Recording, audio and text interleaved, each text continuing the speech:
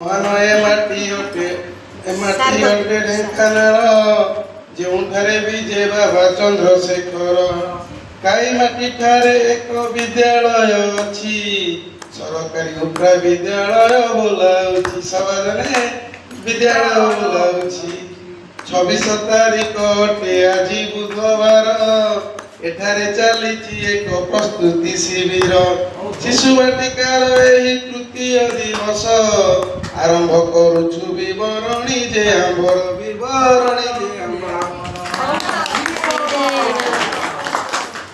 ନିକଟରେ କଲେ ଦୀପ ପ୍ରଜ୍ୱଳନ, ବିଛନ୍ଦ ସାରଙ୍କ ପ୍ରାର୍ଥନା ଗାୟନ କରିଥିଲା ସମସ୍ତଙ୍କ ମନ ସମୋହନ। ଏଇଠି ମନ ସମୋହନ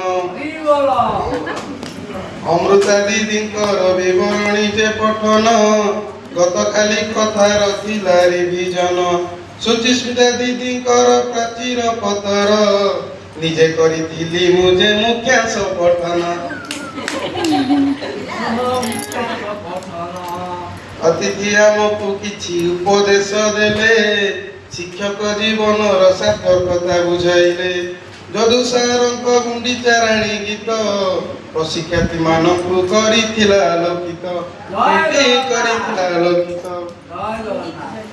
ପ୍ରଥମ ଅଧିବେଶନ ଆରମ୍ଭ ହୋଇଲା, ବୌଦ୍ଧିକ ବିକାଶ ଯେ ତାର ନାମ ଥିଲା।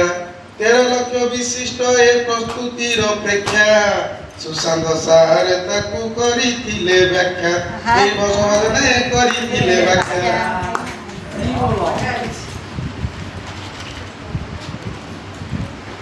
2 ଲକ୍ଷରେ ଗୁନ୍ଥା ବୌଦ୍ଧିକ ବିକାଶ ପର୍ଯ୍ୟବେକ୍ଷଣ ଓ ତାର ସମାଧାନ। CG7ରେ ଏହା ଉଲ୍ଲେଖ ଯେ ଅଛି, 6 କୋଟି ଦକ୍ଷତା ଯେ ଏଥିରେ ରହିଛି।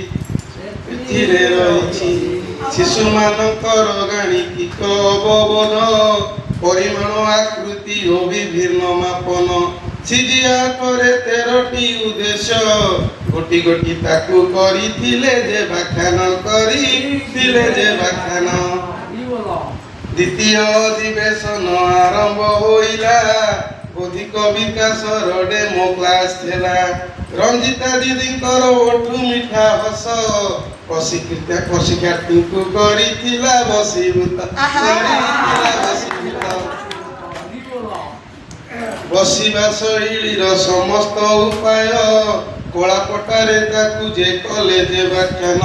ସେହି ସମୟରେ ଚାହା ଆସି ପହଞ୍ଚିଲା, ଚାହା ପିଇ ସବୁ ମନ ସତେଜ